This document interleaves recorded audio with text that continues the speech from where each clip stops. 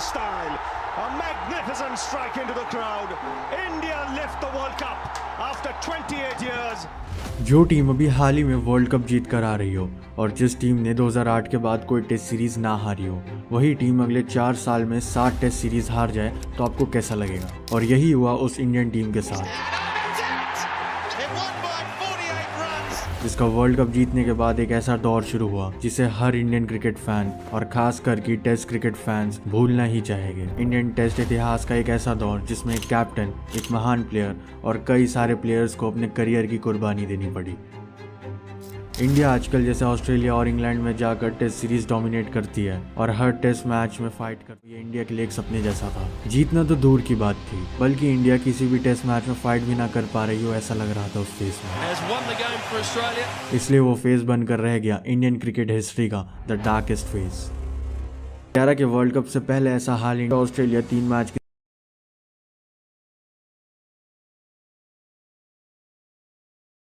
अपने सबसे ज्यादा कंट्रीब्यूट किया। उसके बाद से लेकर 2011 वर्ल्ड कप तक इंडिया ने एक भी सीरीज नहीं हारी। इंडिया ने साउथ अफ्रीका बाद सब कुछ बदल गया। जब इंडिया ने 2011 का वर्ल्ड कप जीता तो उसके बाद अवे सीरीज काफी थी। इंडिया की पहली सीरीज वेस्ट इंडीज के खिलाफ थी, जो कि उन्होंने विदाउट एनी प्रॉब्लम अपने नाम करी थी। और ऐसा हो भी क्यों ना, 2002 के बाद इंडिया एक भी टेस्ट मैच वेस्ट इंडीज से हारा नहीं था। टेस्ट सीरीज तो दूर की बात थी। उस सीरीज में विराट कोहली ने अपना टेस्ट डेब्यू किया, जिन्हें अगले इंग्लैंड टूर में ड्रॉप कर दिया गया था। उसके बाद इंडिया इंग्लैंड में 4 टेस्ट मैचेस की सीरीज खेलने जाती है और यह कहना गलत नहीं होगा कि उस नंबर 1 टेस्ट टीम की डाउनफॉल की शुरुआत उसी सीरीज में हो गई। सीरीज थी इंग्लैंड के खिलाफ और वो भी इंग्लैंड में। इंडिया का स्क्वाड काफी बैलेंस्ड और स्ट्रांग लग रहा था। इंडिया के लिए खुशी की बात यह थी कि जब पिछली बार इंडिया ने इंग्लैंड का दौरा किया था 2007 में, तब इंडिया ने तीसरी बार वहां पर टेस्ट सीरीज जीती थी, जो कि काफी मेमोरेबल था। मगर इस बार इंग्लैंड टीम उस पुरानी हार का बदला लेने के लिए रेडी थी और वही हुआ। पहले मैच में इंडिया को लॉर्ड्स में हार मिली। दूसरे मैच में द्रविड़ ने सेंचुरी मारी, लेकिन स्टुअर्ट ब्रॉड की हैट्रिक ने पूरा गेम ही पलट के रख दिया और उसमें भी इंडिया को हार मिली। तीसरे मैच में इंग्लिश कैप्टन एलिस्टर कुक के 294 रन्स की तूफानी इनिंग्स ने इंग्लैंड को 3-0 से बढ़त दिलवाई। और फाइनली 4 टेस्ट मैच में, जो कि ओवल के मैदान पर था, वहां पर इंडिया को 1 इनिंग और 8 रन से हार मिली। इंडिया को सीरीज में एक भी मैच जीतना तो छोड़ो, बल्कि ड्रॉ कराने के लिए भी बुरा हाल हो गया था। किसी मैच में इंग्लिश कैप्टन 294 रन मार देते हैं और किसी में इयान बेल 235। इंग्लैंड का हर प्लेयर उस सीरीज में चला और इस बात का अंदाजा आप इस बात से लगा सकते हो कि उस सीरीज में इंग्लैंड की तरफ से सबसे ज्यादा रन केविन पीटरसन ने बनाए, फिर भी उन्हें प्लेयर ऑफ द सीरीज नहीं मिला था। उस सीरीज का कंपटीशन इंग्लैंड के प्लेयर्स के बीच ही चल रहा था। उस सीरीज में इंडिया की इतनी बुरी हालत हो चुकी थी कि इंडिया की तरफ से सबसे ज्यादा रन्स राहुल द्रविड़ ने मारे थे, जो कि खुद रिटायरमेंट के नजदीक खड़े हुए थे। ये सीरीज इंडियन टेस्ट क्रिकेट में एक काले धब्बे की तरफ बन गई थी, जिसने इंडिया को नंबर 1 रैंकिंग से भी हटा दिया था। इंग्लैंड वो सीरीज 4-0 से जीत गई थी और अक्टूबर 2008 के बाद ये इंडिया की पहली टेस्ट सीरीज में डिफीट थी।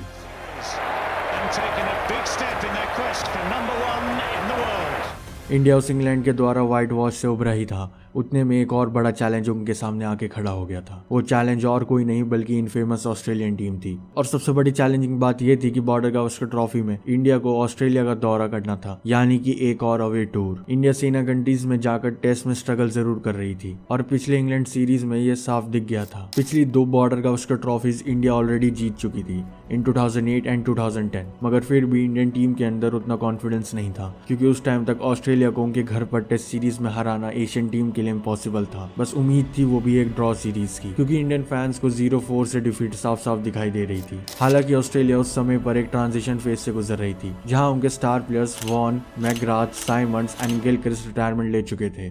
वहां उस टीम में पहले के मुकाबले उतना दमखम नहीं था, मगर ऑस्ट्रेलियन टीम घर पर खेल रही थी और शायद उस टाइम पे इंडिया को धूल चटाने के लिए वही रीजन काफी था। ऊपर से इनफॉर्म माइकल क्लार्क एंड बाकी के प्लेयर्स ने उस सीरीज में बची हुई कसर निकाल दी। पहला टेस्ट बॉक्सिंग टेस्ट मैच था, जो कि मेलबर्न में खेला गया। डेब्यूटेंट एड कोवान और जेम्स पैटिंसन की अमेजिंग परफॉर्मेंस से इंडिया वो मैच 122 रन से हार गई। ये बात यही नहीं रुकी। अगले मैच में कैप्टन माइकल क्लार्क ने अपने करियर की बेस्ट इनिंग्स खेलते हुए 329 रन नॉट आउट बना दिए 200 for Michael Clarke. और इंडिया वो मैच 1 इनिंग और 68 रन से हार गई। इंडिया अब 2-0 से पीछे थी और वो आगे के मैचेस जीतेगी ये भी डाउटफुल था। सीरीज के आखिरी 2 मैचेस भी इंडिया बुरी तरह से एंड वन साइडेड हारा था। थर्ड मैच 1 इनिंग से और फोर्थ मैच ऑलमोस्ट 300 रन से इंडिया को हार मिली थी। आखिरी मैच में भले ही विराट टेस्ट रन जड़ दिया हो, मगर वो इनिंग्स एक ही साल के अंदर इंडिया के दूसरे व्हाइट वॉश को नहीं रोक पाए। इंडिया अपना टेस्ट में नंबर 1 रैंकिंग इंग्लैंड सीरीज के बाद तो खो ही चुका था। ऑस्ट्रेलिया ने वो बॉर्डर गावस्कर ट्रॉफी 4-0 से अपने नाम करी और इंडिया की तरफ से राहुल द्रविड़ एंड वीवीएस लक्ष्मण ने अपने आखिरी इंटरनेशनल मैचेस खेले। एंड सबसे ज्यादा दुख की बात यह है कि उस सीरीज का 4 टेस्ट इकलौता ऐसा मैच था जिसे इंडिया आखिरी दिन तक लेके गई हो, क्योंकि बाकी के सारे मैचेस मैक्सिमम 4 दिन तक ही चले थे।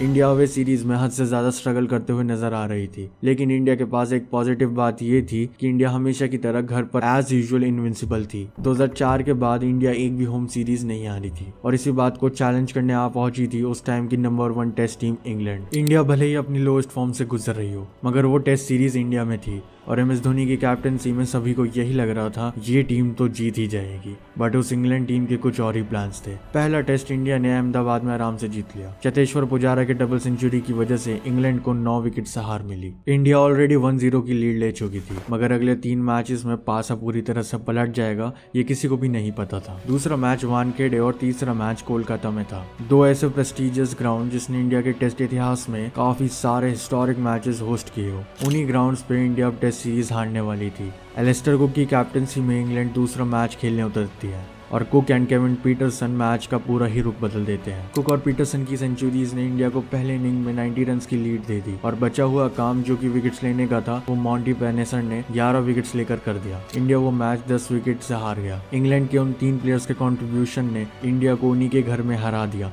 जो कि इम्पॉसिबल था। Man of the match Kevin Pietersen को मिला फॉर हिज 186 रन इनिंग। अगला मैच कोलकाता में था और फिर रिपीट हुई पिछले मैच की कहानी। इंडिया के लिए वो अब एक इम्पॉर्टेंट मैच बन चुका था। एज वो मैच हारने के बाद इंडिया अब सीरीज हारने के हालात में थी और होता भी वैसा ही है। India same as the last match ये मैच भी 7 विकेट से हार जाती है। इस मैच में कुक ने 190 रन की शानदार पारी खेली, जिसने इंडिया को बैकफुट में लाकर खड़ा कर दिया। अगला मैच नागपुर में ड्रॉ होता है और इंडिया 8 साल बाद घर पर टेस्ट सीरीज हार जाती है। इस सीरीज में कुक ने बैटिंग के साथ कैप्टनसी से भी डोमिनेट किया। 190 एंड 123 लगातार 2 टेस्ट मैचेस में स्कोर करना ये कोई आम बात नहीं है। उसी के साथ केविन पीटरसन एंड मॉन्टी पेनेसन ने भी काफी कंट्रीब्यूट किया और इंग्लैंड वो सीरीज 2-1 से जीत गई। वो सीरीज विन इंग्लैंड के लिए इतनी बड़ी थी कि इंग्लैंड के फॉर्मर कैप्टन माइकल वॉन ने ये तक कह दिया था कि वो सीरीज विन इंग्लैंड के 2010-2011 के एशेज विन से बड़ी थी।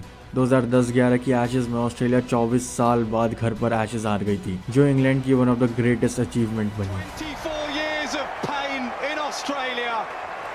उस सीरीज को हारने के बाद इंडिया ने ऑस्ट्रेलिया एंड वेस्ट इंडीज को होम सीरीज में व्हाइट वॉश कर दिया। 2011-12 की सीरीज ऑस्ट्रेलिया से 4-0 से हारने के बाद इंडिया ने अपने घर पर 4-0 से हराकर ऑस्ट्रेलिया से रिवेंज ले लिया था और साथ में वेस्ट इंडीज को 2-0 से हरा दिया था। लेकिन इंडिया का मुश्किल वक्त वापस शुरू होने वाला था। 2011 में नंबर 1 टेस्ट टीम का खिताब इंडिया उस इंग्लैंड व्हाइट वॉश के बाद खो चुकी थी और अवे सीरीज के बाद इंडिया एक होम सीरीज भी हार चुकी थी, जो कि काफी हार्ट ब्रेकिंग था। 2 होम सीरीज विन ने इंडिया को सेकंड नंबर पर पहुंचा दिया था, मगर अब वो भी मुश्किल होने वाला था क्योंकि अगले 4 टेस्ट टूर्स इंडिया के बाहर सेना कंट्रीज में थे। फिर से 2011-12 के बाद इंडिया को सेना कंट्रीज में ट्रैवल करना था टू प्ले टेस्ट सीरीज और इंडिया के मेजर लेजेंड्स रिटायरमेंट ले चुके थे और इंडिया की अब एक फ्रेश टीम उतर रही थी। इसी के साथ इंडिया उन चारों सीरीज में एज यूजुअल स्ट्रगल करते हुए नजर आती है। 2013 India tour of south Africa lost by 0-1। 2014 India tour of New Zealand lost by 0-1। उस सीरीज के दोनों टेस्ट मैचेस में कीवी कैप्टन ब्रैंडन मैकलम ने एक डबल सेंचुरी एंड एक ट्रिपल सेंचुरी मारी।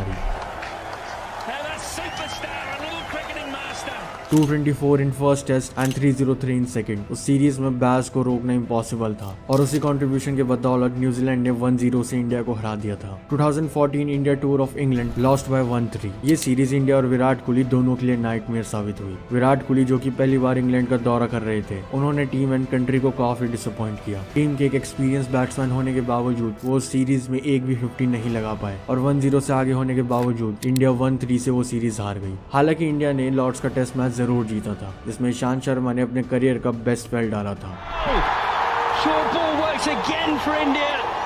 बट इंडियन टीम आखिरी के लास्ट 3 मैचेस हार गई। 2014-15 India tour of Australia lost by 0-2। इन सभी सीरीज में ये वाली बॉर्डर गावस्कर ट्रॉफी सबसे ज्यादा फेमस है इंडियन फैंस के बीच में। Main reason being Virat Kohli, क्योंकि अनलाइक उनके लास्ट इंग्लैंड टूर की तरह उन्होंने इस सीरीज में 4 सेंचुरीज के साथ 692 रन बनाए। There's a lovely 100 from Virat Kohli. India इससे पहले की सीरीज के हर मैचेस में एंड तक जाती थी तो हार कर वापस आती थी, मगर इस सीरीज में इंडिया ने सबसे ज्यादा फाइट दी थी। विराट कोहली के अलावा उस सीरीज में केएल राहुल, मुरली विजय, अजिंक्य रहाणे के बल्ले से भी शतक आए थे। मगर इस सब के बावजूद इंडिया हर मैच में पीछे थी, क्योंकि ओवरऑल ऑस्ट्रेलिया के प्लेयर्स फॉर्म में थे और होम कंडीशन का एडवांटेज तो था ही। मगर उस सीरीज के बीच में कुछ ऐसा हादसा हुआ जो हम इंडियन फैंस कभी नहीं भूल सकते। इंडिया पिछले 3 से 4 साल में अपनी 7th टेस्ट सीरीज हार चुकी थी और उसी सीरीज के 3rd टेस्ट के बाद इंडिया की टेस्ट में रैंकिंग नंबर 7 तक गिर चुकी थी। इसलिए 3rd टेस्ट के बाद former Indian captain MS Dhoni ने टेस्ट से रिटायरमेंट लेने का फैसला किया। धोनी इंडिया को नंबर 7 पर छोड़कर चले गए और तब हमें पता चला कि लगातार सेना में हार का क्या इफेक्ट पड़ा इंडियन कैप्टन पर। पूरी टीम में शॉक का माहौल था, एज ये 4 साल इंडिया के लिए हेल की तरह बीते। यहाँ पे इंडिया ने ज्यादातर हार का सामना किया और जो इंडिया की टेस्ट में पॉपुलैरिटी थी वो भी काफी हद तक गिर गई थी। कैप्टन एंड मोस्ट लेजेंड्स ने रिटायरमेंट ले लिया था, जिसकी वजह से टीम को काफी सफर करना पड़ा और इसलिए वो struggling face Indian test history का डार्केस्ट फेस बन चुका था। मगर इस सब के बीच में हमें सेना में खेलने के लिए एक्सपीरियंस प्लेयर्स मिल चुके थे, लाइक विराट कोहली, मुरली विजय, चतेश्वर पुजारा एंड अजिंक्य रहाणे, जो कि इंडिया को वापस से नंबर 1 रैंकिंग पर लेके गए थे। कमेंट डाउन इंडिया नंबर 1, जिसकी बात हम इसके सेकंड पार्ट में कर सकते हैं। If you want second part जिसमें इंडिया ने सभी ऑड्स को साइड करके नंबर 1 की पोजीशन वापस हासिल करी थी।